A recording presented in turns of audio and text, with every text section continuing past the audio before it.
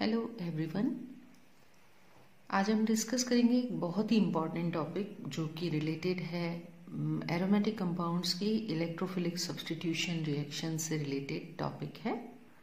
वो है ortho para ratios. जैसा कि मैंने आपको मेरे पिछले वीडियो में बताया था कि यदि हम मोनो सब्स्टिट्यूटेड बेंजीन लेते हैं, यानी कि बेंजीन पर यदि पहले से कोई एक प्रतिस्थापी लगा हुआ हो, देखिए मैं यहाँ पर थोड़ा सा स्पेस बनाकर रिएक्शन भी लिखी है मैंने यहाँ, तो ये रिएक्शन आप देख सकते हैं।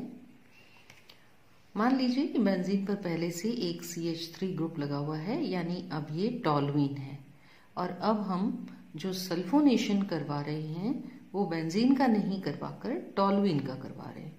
तो जो सल्फोनेशन बेंजीन में करवाया था तो हमारा जो प्रोडक्ट बना था वो था बेंजीन सल्फोनिक एसिड। वही सल्फोनेशन अब हम टॉलुइन पर करवा रहे हैं। तो हमारे सामने ये क्वेश्चन आएगा कि आने वाला जो सल्फोनिक ग्रुप है वो ऑर्थो पे जाएगा या मेटा पे जाएगा या पैरा पोजीशन पर जाएगा। जैसा कि मेरे पिछले वीडियो में मैंने डिस्कस किया है कि हमारा जो CH3 ग्रुप है वो इलेक्ट्रॉन डोनेटिंग ग्रुप है, इसका +I इफेक्ट होता है।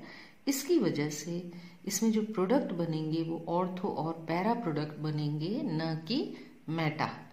तो हम देख सकते हैं यहाँ पे दो प्रकार के प्रोडक्ट बने हैं, एक ऑर्थो प्रोडक्ट बना है और एक पैरा प्रोडक्ट बना है। मेटा प्रोडक्ट बिल्कुल भी नहीं बना है। तो आज के हमारे टॉपिक के अंदर हम ये डिस्कस करेंगे कि जो ये दो प्रोडक्ट बने हैं उनका रेशियो क्या होगा यदि इलेक्ट्रोफिलिक सब्स्टिट्यूशन रिएक्शन हो रही है। क्या ये 50-50% बनेंगे या ये कम ज़्यादा बनेंगे, और कब और कैसे इनका रेशियो चेंज होगा। तो हमारा टॉपिक है ऑर्थो पैरा रेशियोज। यूं देखा जाए तो यदि बेंजीन पे कोई पहले से एक ग्रुप लगा हुआ है और आने वाला ग्रुप ऑर्थो पोजीशन पर जाता है तो ऑर्थो पोजीशन 2 है। इधर की तरफ लगेगा तो भी ऑर्थो प्रोडक्ट है, इधर की तरफ SO3 लगता तो भी उसको ऑर्थो प्रोडक्ट ही बोलते। तो ऑर्थो पोजीशंस 2 हैं, जबकि पैरा पोजीशन केवल 1 है। तो होना ये चाहिए कि चूंकि ऑर्थो पोजीशन 2 है तो ये वाला प्रोडक्ट ज्यादा बनना चाहिए, दुगना बनना चाहिए पैरा वाले से, यानी कि 2:1 के अनुपात में हमारे प्रोडक्ट बनने चाहिए। लेकिन ऐसा होता नहीं है। 2:1 के अनुपात में हमारे प्रोडक्ट नहीं बनते हैं, क्योंकि प्रोडक्ट बनते समय बहुत सारे फैक्टर्स रोल प्ले करते हैं। तो ये जो रेशियो है, ये ऑर्थो और पैरा का जो रेशियो है, ये 2:1 ना होकर कम ज़्यादा होता है। तो इन फैक्टर्स में से कुछ फैक्टर जो इसको अफेक्ट करते हैं वो हैं steric hindrance, polar effect of the substituents, solvent effect and temperature.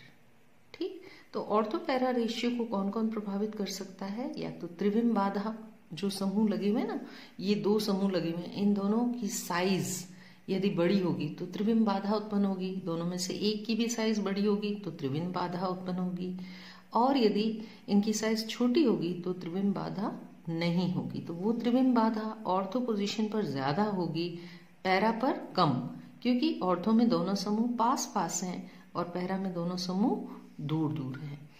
तो जो स्टेरिक इफेक्ट है, जो त्रिविम बाधा है, वो आपके सब्स्टिट्यूएंट की साइज पर निर्भर करती है।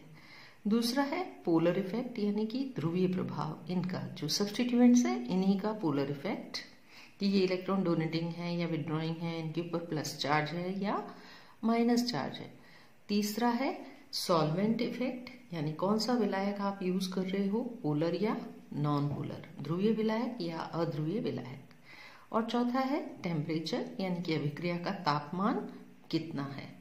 इनमें से दो महत्वपूर्ण जो चीजें हैं वो हैं, एक तो स्टेरिक इफेक्ट और एक है ध्रुवीय प्रभाव, पोलर इफेक्ट। तो इनको कुछ एग्जाम्पल्स की हेल्प से हम समझने की कोशिश करते हैं। पहला जो एग्जाम्पल मैंने यहाँ पर लिखा है वो है टॉलुइन का नाइट्रीकरण। तो यदि टॉलुइन का नाइट्रीकरण करवाया जाए तो 58% ऑर्थो प्रोडक्ट मिलता है और 37% पैरा प्रोडक्ट मिलता है। जबकि यदि मैं टॉल्यूइन के स्थान पर टर्शरी ब्यूटाइल बेंजीन ले लूं, तो टर्शरी ब्यूटाइल में सेम वही रिएक्शन करवाऊं नाइट्रेशन की, तो यहाँ ऑर्थो प्रोडक्ट केवल 16% मिलता है और पैरा प्रोडक्ट 73% मिलता है, जो कि एक बहुत बड़ा अंतर है, दोनों में देख सकती हो। और वो अंतर क्यों है? क्योंकि टॉल्यूइन में जो पहले से लगा हुआ समूह है वो CH3 समूह है, और जो टर्शरी ब्यूटाइल बेंजीन में पहले से लगा हुआ समूह है वो टर्शरी ब्यूटाइल समूह लगा हुआ है, जो कि बहुत ही बड़ा है साइज में CH3 की अपेक्षा। अभी मैं आपको इसकी रिएक्शन भी दिखाऊंगी। तो यहाँ पर स्टेरिक हिंड्रेंस की वजह से जैसे ही आप जो पहले से लगा हुआ समूह है उसकी साइज यदि बड़ी कर देते हो तो ऑर्थो प्रोडक्ट अपेक्षाकृत कम बनता है और पैरा प्रोडक्ट ज्यादा बनता है, क्योंकि ऑर्थो पोजीशन पर स्टेरिक हिंड्रेंस का प्रभाव ऑब्वियसली ज्यादा होगा। इसी प्रकार एक और तुलना कर लेते हैं हम कि जैसे मैंने टॉल्यूइन लिया और टॉल्यूइन का एल्कलीकरण करवाया, फ्रीडल क्राफ्ट एल्कलीकरण करवाया। यदि एल्कलीकरण के दौरान टॉल्यूइन के ऊपर इथाइल समूह लगा रहे हैं, इथाइल समूह यानी C2H5 समूह, तो ऑर्थो प्रोडक्ट बन रहा है 45% और पैरा बन रहा है 25%। ठीक है। लेकिन यदि इथाइल के स्थान पर कोई बड़ा बल्की ग्रुप यानी कि टर्शरी ब्यूटाइल ग्रुप लगाऊं, एल्कलीकरण करवाते समय यदि टर्शरी ब्यूटाइल ग्रुप लगाऊं तो ऑर्थो प्रोडक्ट 0% बनेगा, बिल्कुल भी नहीं बनेगा, और पैरा प्रोडक्ट जो है वो 94% बनेगा। ऐसा क्यों हुआ? यहाँ पे हमारा जो टॉल्यूइन है इसके ऊपर दो प्रकार की अभिक्रिया है, तो दोनों सेम, दोनों एल्कलीकरण ही है। पहले वाले में छोटा एल्किल समूह लगा रहे हैं तो ऑर्थो इतना और पैरा इतना बन रहा है, दूसरे वाले में बड़ा एल्किल समूह लगा रहे हैं तो ऑर्थो प्रोडक्ट बिल्कुल नहीं बन रहा है और पैरा प्रोडक्ट 94% बन रहा है। इन अभिक्रियाओं को हम देख लेते हैं। ये देखिए अभिक्रियाएं। पहली वाली अभिक्रिया में मैंने टॉल्यूइन का नाइट्रीकरण करवाया है, ऑर्थो इतना बना है, पैरा इतना बना है। दूसरी अभिक्रिया में टर्शरी ब्यूटाइल बेंजीन, ये टर्शरी ब्यूटाइल ग्रुप लगा हुआ है, का नाइट्रीकरण करवाया है तो ऑर्थो कम हो गया और पैरा ज्यादा। क्यों? क्योंकि इन दोनों की साइज में साफ अंतर दिखाई दे रहा है। ये साइज छोटी है तो ये ऑर्थो बना सकता है, ये सब्स्टिट्यूएंट की साइज यानी प्रतिस्थापी की साइज बड़ी है तो आने वाला समूह यहाँ नहीं लग के यहाँ लगना प्रीफर करेगा। तो ये हुआ हमारा स्टेरिक इफेक्ट या त्रिविम बाधा की वजह से ऐसा हुआ।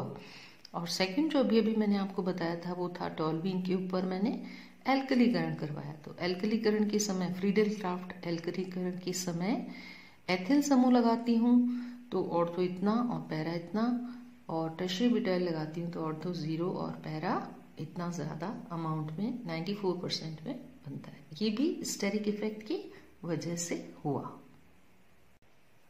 एक और जो फैक्टर है वो बेहद इम्पॉर्टेंट है, वो है पोलर इफेक्ट, यानी कि यहाँ पे हम ध्रुवीयता की बात करेंगे, इंडक्टिव इफेक्ट की बात करेंगे, प्रेरणिक प्रभाव की बात करेंगे।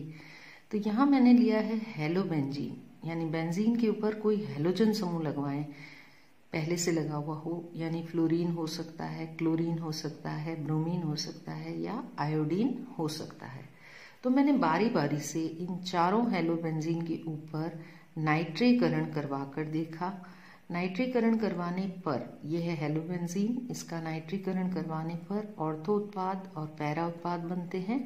देखना यह है कि यदि यहाँ पर हेलोजन बदलते जाते हैं तो ऑर्थो और पैरा का रेशियो कैसे बदलता जाएगा। ये हमने देखा कि फ्लोरोबेंजीन पर जब नाइट्रीकरण करवाते हैं तो ऑर्थो प्रोडक्ट 12% बनता है, क्लोरो पर करवाते हैं तो 30, ब्रोमो पर करवाते हैं तो 38 और आयोडो पे करवाते हैं तो 41%। ये आश्चर्यजनक है क्योंकि यहाँ पर अगर स्टेरिक इफेक्ट काम करता होता तो फ्लोरीन की साइज सबसे छोटी है तो इसमें ऑर्थो सबसे ज्यादा बनना चाहिए था और आयोडीन की साइज सबसे बड़ी है, यहाँ ऑर्थो सबसे कम बनना चाहिए था, लेकिन एकदम ऑपोजिट हो गया स्टेरिक हिंड्रेंस के। तो कोई और फैक्टर है जो स्टेरिक फैक्टर से ज्यादा दमदार है जो यहाँ पर काम कर रहा है। और वो क्या फैक्टर है? वो है इंडक्टिव इफेक्ट। हम जानते हैं कि इन चारों हैलोजनों में से सबसे ज्यादा जो विद्युत ऋणता है वो किसकी है? फ्लोरीन की है। तो फ्लोरीन बंद के इलेक्ट्रॉनों को कहाँ खींचता है? अपनी ओर खींचता है और वलय पर इलेक्ट्रॉन घनत्व कम कर देता है। फिर ये और ये सभी के सभी क्या है? इंडक्टिव इफेक्ट इनका -I प्रभाव है। लेकिन चूंकि ये अत्यधिक विद्युत ऋणी है तो इस पर इलेक्ट्रॉन घनत्व बहुत ज्यादा है। इन तीनों की अपेक्षा सबसे ज्यादा इलेक्ट्रॉन घनत्व इसके ऊपर है। तो जब ये अपना विसक्रियणकारी प्रभाव वलय पर डालेगा, ये वाला फ्लोरीन जब वलय पर विसक्रियणकारी प्रभाव डालेगा इंडक्टिव इफेक्ट की वजह से, तो वो विसक्रियणकारी प्रभाव सबसे ज्यादा कहाँ डालेगा? ऑर्थो पोजीशन पर। क्यों? क्योंकि ऑर्थो पोजीशन फ्लोरीन के सबसे नजदीक है। तो जब ये इलेक्ट्रॉनों को अपनी ओर खींचेगा तो ऑर्थो पोजीशन सबसे ज्यादा प्रभावित होगी और पैरा सबसे कम प्रभावित होगी। तो फ्लोरीन का जो यहाँ पर इंडक्टिव इफेक्ट है वो इतना पावरफुल है कि स्टेरिक हिंड्रेंस वाला फैक्टर यहाँ काम नहीं करता है और इसकी वजह से फ्लोरीन में ऑर्थो प्रोडक्ट सबसे कम बन रहा है। और फिर जैसे जैसे ये विद्युत ऋणता इनकी कम होती जाएगी ना हैलोजन की, वैसे वैसे ऑर्थो प्रोडक्ट बढ़ता जाएगा। तो ये दो इम्पॉर्टेंट फैक्टर मैंने आपके साथ डिस्कस किए हैं। आई होप आपको ऑर्थो पैरा रेशियो वाला टॉपिक अच्छी तरह समझ में आ गया होगा। Thank you.